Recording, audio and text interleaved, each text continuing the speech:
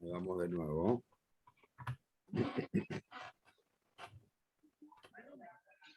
O sea, a ver, esperen que entren un par más y... ¿Se cortó? Sí, se cortan los 40 minutos, me olvidé de avisar. Lo que tenemos que pensar es eso, cuando queremos saber si eso es importante o no, tenemos que pensar, ¿la película cambia si yo saco esto? Si yo sacara la parte que se compra los zapatos, por ejemplo, Sí. ¿cambia la película?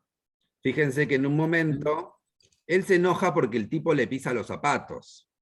Entonces, hay como si fuera un desencadenante. Cada acción tiene un desencadenante.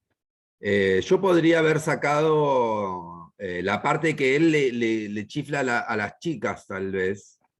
Les dice, ay, qué lindas, no sé, le dice un piropo, las persigue, pero la parte de que se compra los zapatos, como ese sueño, sueño americano, ¿no? De estrella, y de confort, de belleza, de ascenso social, tiene todo un significado, que es una de las cosas que al personaje lo representan de alguna manera. Entonces, si tal vez... Esperen que entra más gente, a ver. Estamos la sala llena hoy, ¿eh? Lo que decía para los que recién entran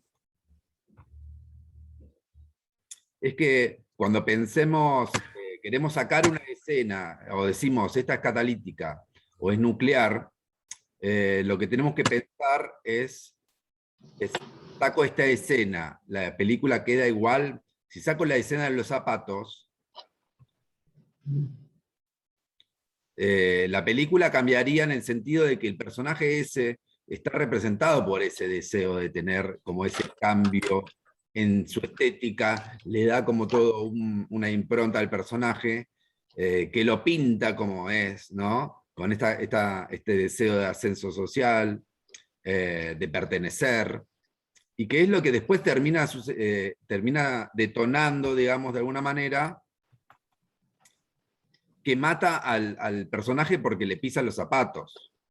Como que él se enoja por eso y termina siendo un quilombo bárbaro, ¿no? Bueno, entonces siempre pensemos eso, como cuando queremos analizar. Por eso hay cosas que tal vez son muy largas, pero es como tan importante que saber eso de ese personaje, que si lo sacáramos, perdería algún tipo de sentido todo lo que viene después.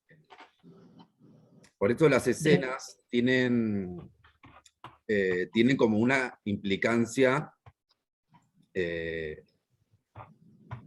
narrativa, ¿no? Como que tienen que ver con lo que vamos a trabajar a ver ahora, que es esto, ¿de qué es una escena?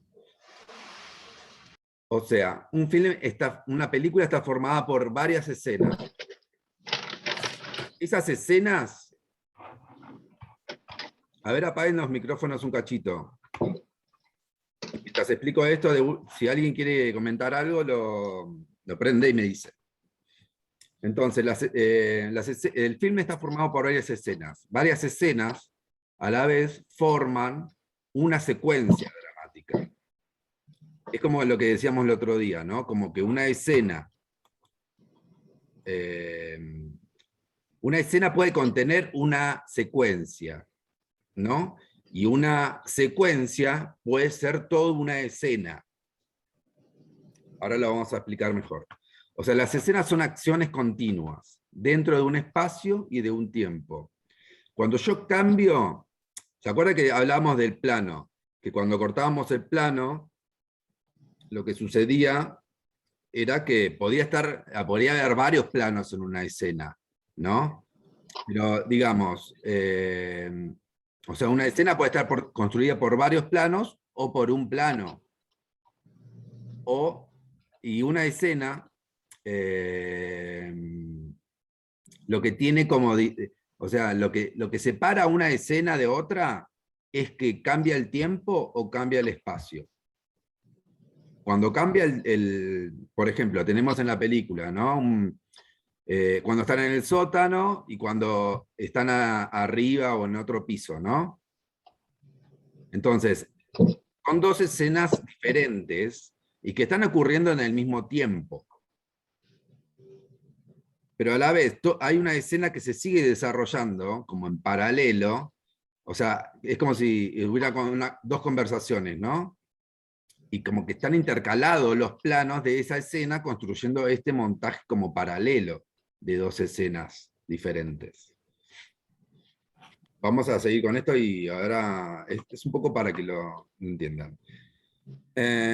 Por lo tanto, una escena es una unidad dramática con una razón de ser. Puede contener un núcleo narrativo o ser solo un pasaje temporal de escena a escena, como decíamos, ¿no? Fíjense que hoy hablábamos de funciones dramáticas, nucleares o catalíticas, y acá puede haber escenas que tengan esas funciones. Entonces, la escena sirve para encadenar una historia y desarrollar las acciones de un segmento, sería, mayor, que es la secuencia dramática. ¿Vieron cuando todo este momento de que ellos están en el sótano, que es como una escena que duraría en un tiempo real como una hora, que ensayan, que charlan, que se cuentan cosas, que comen, que toman algo? Todo eso sería como una secuencia dramática, con varias escenas, que también tienen un desarrollo y un final, ¿no? Bueno, hay diferentes tipos de escenas. Las explicativas, descriptivas, escenas de pasaje a otra escena, escenas de presentación, que son las que muestran quién es el personaje, dónde está, escenas de inicio, que serían las... ¿Vieron cuando hay una película que empieza con una escena como la que decía hoy la compañera, como el bosque, que no son los personajes de la película, pero es una escena de inicio, como que está dando un contexto a la película. Bueno, puede ser escenas de desarrollo, escenas de clímax, escenas de resolución. Y en términos de Barthes, que lo que vimos el otro día, el autor Roland Barthes, que habla que son escenas o sea, hay escenas que contienen núcleos y escenas que tienen una función más catalítica. O sea, que contienen esas funciones. Después tenemos una estructura. La escena tiene una estructura como la película. La película tiene una gran estructura y la escena también tiene una microestructura.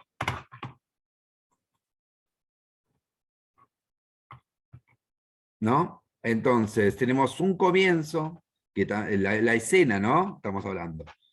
Donde se presenta el personaje que va a llevar la acción, se identifica el lugar donde está, lo que va a suceder, más o menos se empieza a anticipar. Después ocurre la acción, los diálogos, se expone el conflicto de esa microescena, que tal vez es, me pisaste el zapato, ¿no? El conflicto, o sea, eso no es el conflicto de la película, es el conflicto de la escena, ¿no? El desarrollo, se desenvuelve la escena, sucede el acontecimiento importante que agrava el conflicto, se llega a un clímax también de la escena, se resuelve, se toma un rumbo donde cambia la expectativa. En esa resolución hay como un final de esa acción que empezaba en la escena y que desencadenará el próximo suceso que va a encadenar la próxima escena de la historia. Entonces, siempre se deja un interrogante. ¿Vieron cuando, por ejemplo, en la serie, en las escenas de películas de detectives, es como que van encontrando huellas y esa huella abre otra puerta y dice, ahora hay que descubrir otra cosa, y se pasa a otra escena y van a otro lugar y entran a otro lugar? Bueno, todo eso, estamos hablando también de una cuestión de una narración más clásica, ¿no? Bueno, esa escena se cierra, encuentran esa cosa, pero siempre encuentran como una una pregunta nueva, ¿no?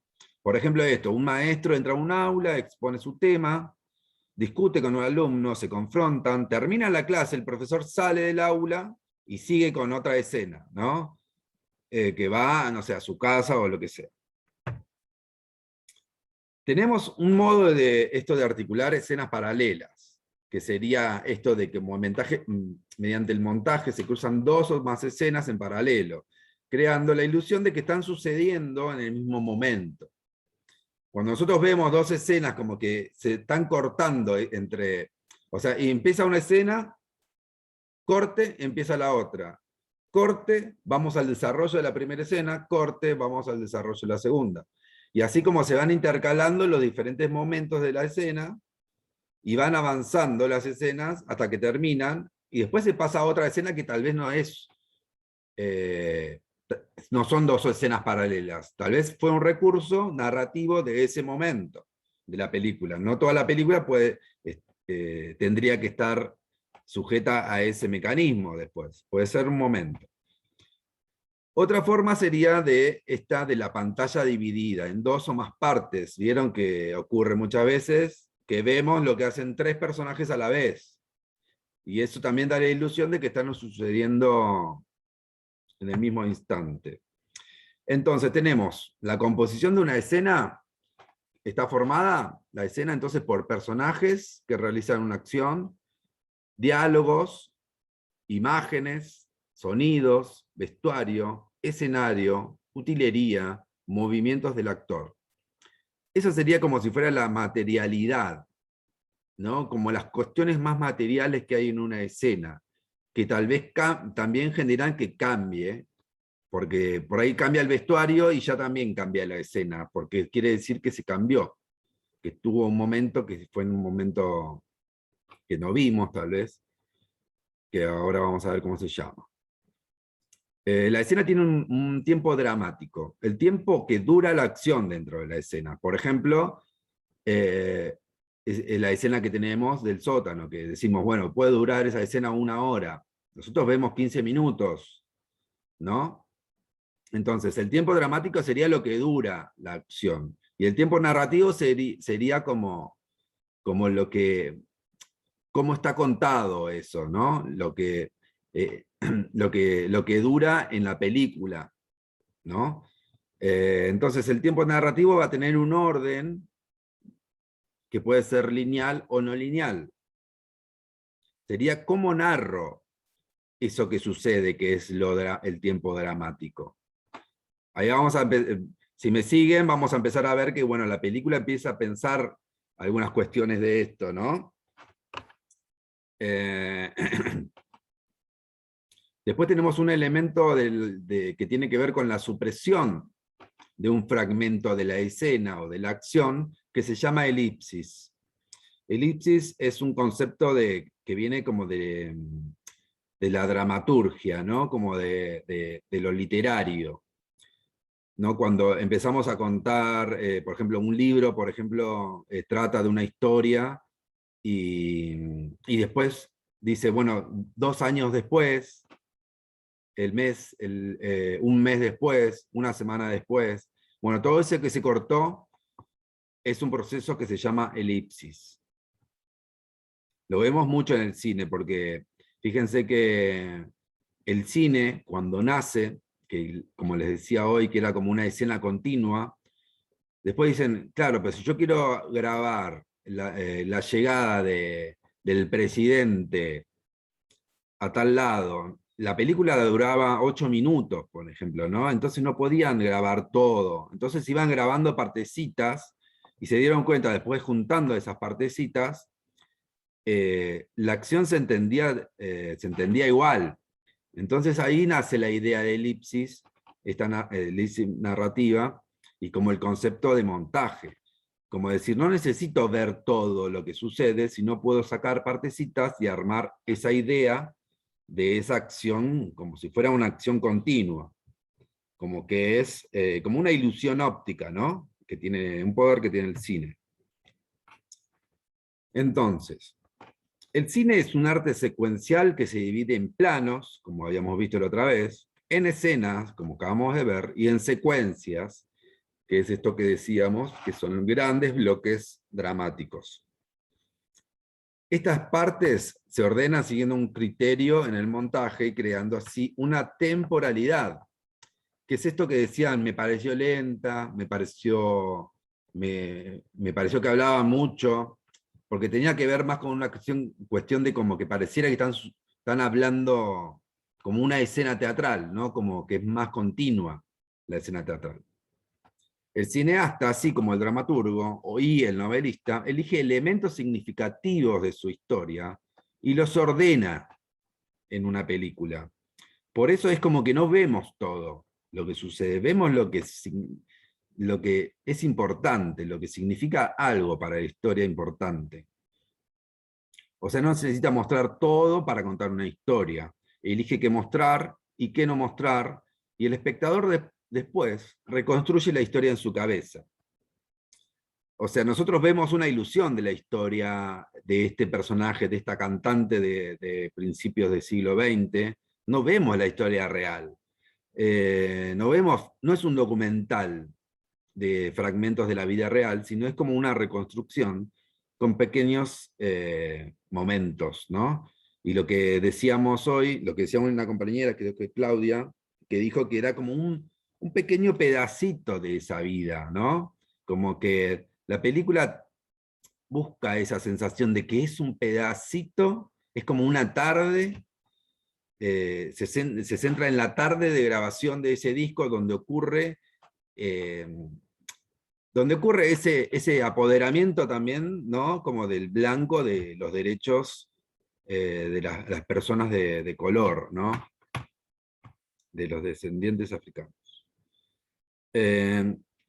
Podemos afirmar que el cine es un arte de la elipsis. O sea, si no hubiera esto que es la elipsis, esto de sacar partecitas, no podríamos ver una película, porque si no tendríamos que ver la vida real. Sería como un registro de la vida real continuo.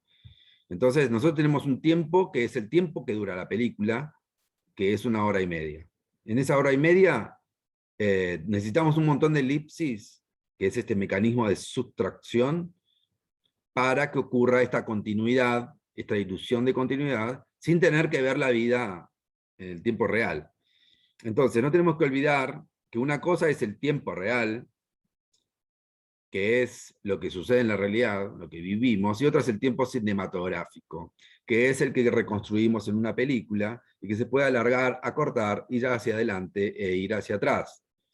Fíjense también esta cosa de condensar el tiempo, como que a veces hay imágenes que ocurren una al lado de otra muy cortas, que sintetizan un año de la vida del personaje, ¿no? Que eso sería como acortar un tiempo, condensar o alargar, que pareciera que esta película de alguna manera alarga, ¿no? Ese momento de esa discusión, como que parecía que es más largo de lo que es, ¿no? Como que el tipo habla, habla, habla y parecía que no termina más, como que es un efecto también eh, de alargar.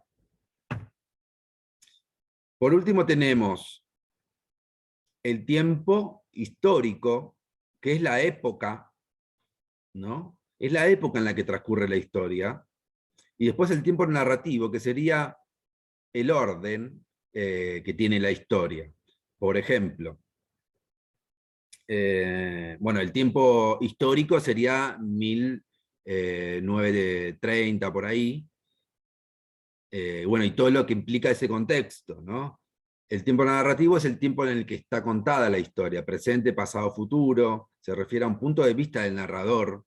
El que narra elige ordenar la historia de una manera más cronológica o anacrónica, que sería esto de lineal o no lineal. Lineal sería como que empieza y termina en una misma línea de tiempo que va avanzando. Y no lineal sería como cuando empieza a ir al pasado, al futuro, como que no hay un orden establecido. Entonces los acontecimientos de una historia pueden ser ordenados en forma cronológica, como decía, siguiendo la línea temporal, Y otra forma es presentar los hechos de un relato a través de la anacronía, lo cual sigue una secuencia temporal, no sigue una secuencia temporal lógica, que es esa historia que hablábamos el otro día, Memento, ¿no? Que uno tiene que armar esa cronología, y aunque tenga una estructura dramatúrgica, tiene un tiempo narrativo anacrónico. Fíjense como que hay muchos niveles de la temporalidad del cine. Por eso, fíjense que el cine más moderno, como cansado un poco de la cosa más cronológica, empieza a jugar con el anacronismo. Como que es algo que el cine no tenía tan explotado en algún momento, ¿no? Creo que esto... tenemos esto, que es el tiempo narrativo de la escena, sería eso. Por ejemplo, hay escenas que son de flashback, que son escenas cortas que interrumpen de forma abrupta la narración y muestran un tiempo pasado con respecto al lineal. Dan una información de un conflicto o suceso anterior que tiene que ver con el presente. Y después las escenas flash forward se trata de un salto hacia adelante en el tiempo para después retornar al momento presente de la narración, actuando como un recurso de anticipación, ¿no? Como decir, va a pasar esto, entonces yo digo, ¿cómo llegó a esto? Es la pregunta. Entonces muestro el presente para ver cómo dan, con respecto a ese futuro.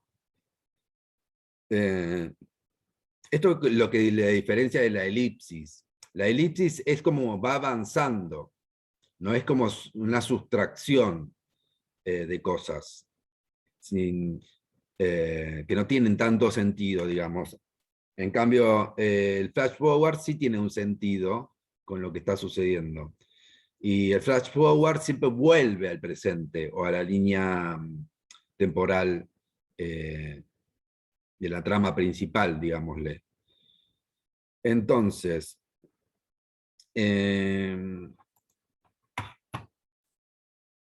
esto que estamos viendo ahora es como, bueno, después les paso el archivito, pero es como para empezar a pensar que también hay películas que después van a empezar el cine moderno empieza a trabajar con la elipsis. Dice, ¿por qué la película tiene que ser todo narrativo, todo importante?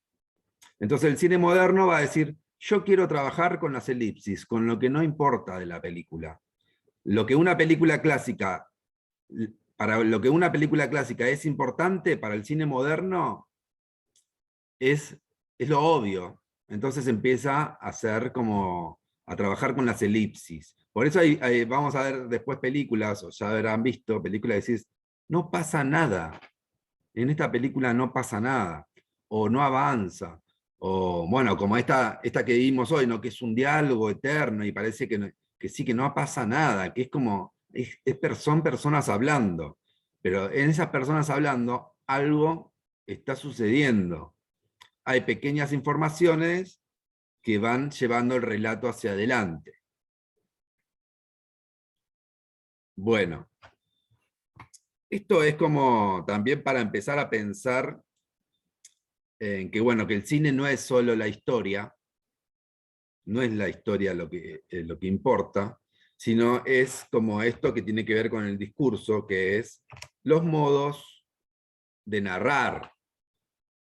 ¿Y qué es lo que hace que se diferencien las películas? Porque nosotros podemos ver 10 películas que el tema o la historia trate de una pareja heterosexual con una familia que quieren salir adelante, pero lo que va a diferenciar esas películas no va a ser la historia, sino va a ser el discurso, cómo están narradas. Por eso vemos películas que tienen que ver con el amor, por ejemplo, en Estados Unidos, que son más clásicas, que siempre tratan el amor de una manera, y vamos a ver películas europeas que tratan el amor de otra manera. Como que, ¿por qué? Porque se acentúan no en la forma clásica de narrar el amor, sino en una forma más moderna, tal vez, ¿no? Como bueno, en cómo ordeno el tiempo, los puntos de vista. Bueno, después vamos a ir viendo otras cuestiones del cine a medida que vayamos viendo pelis. Pero bueno, a partir de esto, ¿qué se les ocurre ahora pensar sobre estas pelis que vimos? ¿Hay algo que parece de lo que expliqué con respecto a esta peli? Yo lo único que puedo decir es que lo que vi, la vi muy apresuradamente y no sé, y no leí nada de lo que nos habías dado. Así que pido disculpas. No, está bien, está bien. Pero interesantísimo todo. Bueno, pero por ejemplo, esto que estamos hablando, Caro, ¿lo podés, Sí. lo podés como relacionar con las películas que vemos? Me llamó la atención lo último que dijiste, porque, bueno, estoy en otro taller de cine, no te traiciono. Pero vi, por ejemplo, 45 días, que yo ya la había visto cuando me la bajé, obviamente, una con Charlotte Rampling, porque la sigo a ella desde Portero de Noche, digamos. Y ahí se reflejaba una historia de amor, pero era como que no pasaba nada, pero pasaban un montón de cosas interiormente. Y Mm, ahí sí noto la diferencia con, ahora no recuerdo, por ejemplo, ponele Pretty Woman, una claro, clásica de amor de Estados Unidos. Nada que ver. sí, claro. Me pareció interesante lo que dijiste. Es lo único que puedo observar por ahora. A Ya mí me tendré más. parece que el tiempo narrativo es presente, ¿no? Porque lo están hablando en tiempo presente. Y Sí, cuando hablan de su pasado, no llega a ser un flashback porque no lo veo, no veo las escenas, simplemente lo comentan. sí. Está bueno eso que decís, porque en algún punto es como una especie de flashback, pero desde el relato, porque uno, es más, a mí, ahora que me acuerdo, es como si yo me hubiera creado esa imagen de la historia que él cuenta cuando es chiquito, ¿no? ¿No les pareció que se lo crearon de alguna manera como el chiquito, el padre? Como que te lo va relatando de una manera que uno con la mente lo crea. Y es otro recurso interesante. A ver, Laura. Tratando de asimilar un poco tal cantidad de contenidos. El tiempo histórico me pareció interesante que se marca en la película por esa sucesión que me pareció hermosa la composición de esas fotos en blanco y negro, donde hay imágenes fijas y alguna imagen móvil. Después hay toda una escena de acción, donde las imágenes son móviles y vuelve a la imagen fija, y cómo ya hay como un contrato entre espectador y el cineasta, que yo sé que me muestra imágenes en blanco y negro y me está hablando de un pasado. Mm, Y después cómo se transforma ese blanco y negro en color para meterme en el presente de Chicago, donde esos personajes van a vivir todo lo que pasa en la película. sí. Hay otra cosa que tiene que ver que me parece como que después, o sea, eso es un momento, pero me parece como que después se pone re heavy en Chicago, como en los años 60, como que empiezan a matarlos a todos, hay como una revolución, hay como, o sea, Eso iba a también decir es como un yo. momento pre a otra historia que conocemos. No es solo cronológico, sino también geográfico, ¿no es Claro, cierto? Porque es muy distinto lo que sucedía en el norte que lo que sucedía en el sur. Viste que cuando en el norte, evidentemente, si bien en el sur también estaban muy segregados, en el norte todavía no había tantos negros y llamaban más la atención cuando entran a comprar la Coca-Cola, creo, en el bar, todos lo miran como con cara media rara y a ella lo mismo. Entonces creo que es muy importante la parte histórica y geográfica también, claro. porque como vos decís, Chicago después se puso complicado al respecto. Y además es una zona con problemas económicos de otro tipo, acercándonos en el año 27 a la Gran Depresión, ¿no es cierto? Sí, está bueno eso porque es también, bueno, como un recurso como para reflexionar, ¿no? Como, como que pone el énfasis también en la reflexión nuestra, porque a través de una historia que tiene que ver con la cultura, con lo musical, fíjense que, bueno, justo el cuatrimestre pasado también vimos muchas películas que tenían que ver con la apropiación cultural, como que creo que es un tema del cine también, que todo el tiempo está como queriendo que nos preguntemos sobre esas cuestiones. Que en este caso es una revisión, un revisionismo como también de histórico, pero también es bueno, ¿y hoy? ¿Qué pasa hoy con todo eso? ¿De qué hoy se está apropiando una cultura de otra? ¿Quiénes son los que hoy tienen el poder de grabación de esa, como en ese caso era los que tienen los medios de producción para grabar la música y los que tienen eh, el estilo, las obras, ¿no? Los dueños del arte, ¿quiénes son? ¿Los que tienen los medios de producción o los que crean la obra? ¿No? Como que hay algo que pone en discusión que tiene que ver con eso, que hasta el día de hoy sigue esa discusión, ¿no? Como, qué sé yo, la gente que hoy canta trap, por ejemplo, los traperos, los reggaetoneros, que son recreativos, de repente lo agarra una compañía y se apodera de todos sus derechos.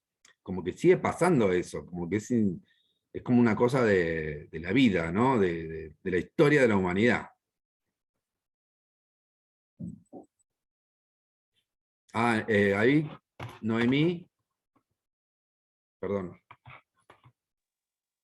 Sí, justamente, o sea, a mí me llamó mucho la atención de esta película, o sea, todo lo que la incipiente industria discográfica, cómo se apoderaba por $5. Vos sabés que yo no podía evitar traducirlo a la cantidad de Coca-Colas que podían comprar, que salían 5 centavos.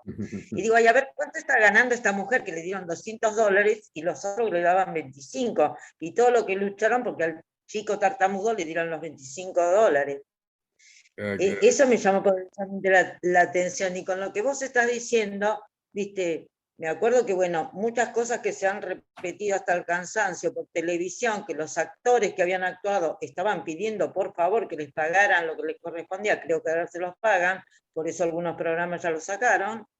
Y después, otra imagen que me vino, digo, bueno, lo que han hecho, cómo han pasado al mercado, por ejemplo, la imagen del Che Guevara, que se transformó en camiseta.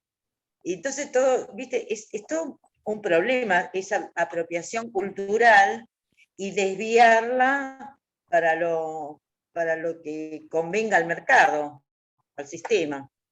Y A después, ver, por otro lado, sí. espérate que se me fue lo que quería decir. En cuanto a la música, y volviendo al tema de la película, a mí me parece un alegato por los derechos de, de los negros, ¿viste? Me parece un alegato, donde se incorporan todas esas historias que eran todas tremendas, con unas infancias terribles, unas historias de vida muy terribles, y después cómo, a pesar de que le compraban las partituras al muchacho las orquestas terminan interpretando la música negra por exclusivamente blancos. Sí. Que después viene, bueno, viene el asesinato de, ¿cómo se llamaba este hombre? De Luther King, y donde, viste, que está, creo, no me acuerdo en qué localidad de Estados Unidos está guardada ahí el dormitorio donde estuvo la última noche en Luther King, y que, bueno, y tenían que ir rodeados, que él no quería, todo rodeado con mucha gente que lo protegiera, porque no podían estar en ningún lado. O sea, ese desprecio. Yo después me quedé viendo los cortos que había después de la película, entonces veo que, o sea, me pareció muy interesante la postura de Denzel Washington, que es uno de los productores, como queriendo rescatar la historia y la lucha por esos derechos, porque como vos bien estabas planteando ahora, qué es lo que pasa ahora. Ahora sigue habiendo todo ese problema, y depende también, bueno, ahora con este gobierno que tienen ahora parece que se alivianan un poco las cosas, como siempre, con los demócratas, viste, un poco más liviano, pero con los republicanos es terrible. Y bueno, es la historia de la humanidad, ¿viste? No sé, a mí me resulta absurda, ¿viste? Porque la verdad que somos todos iguales y todos tendríamos que tener los mismos derechos. Pero bueno, muy interesante la película. A ver, Claudia. Gracias. Gracias.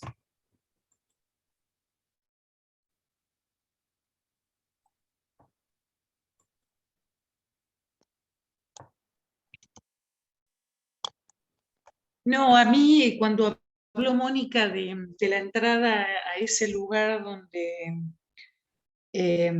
a mí lo que me impactó de esa escena es que entraron en ese lugar para comprar la Coca-Cola y la mirada, y si ustedes habrán visto, era un negocio de inmigrantes, tenía como un apellido polaco en la puerta, ¿no?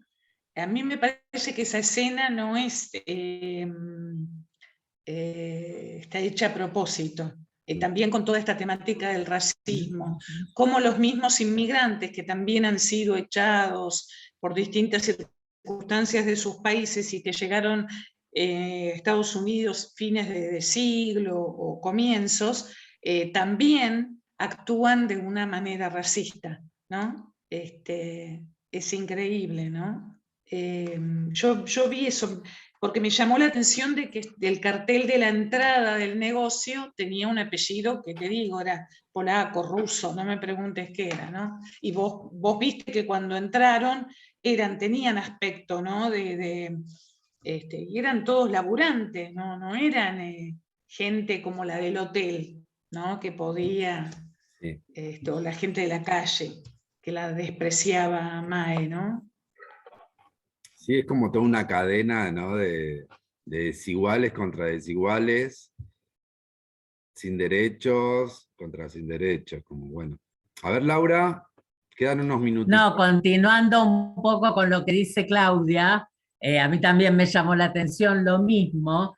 Si bien la película habla del racismo y muestra a los blancos como que tienen sometidos a los negros, también la relación que hay entre los negros, ella es una déspota con todos sus músicos. O sea, las relaciones de poder y de tener al otro humillado y abajo de los pies.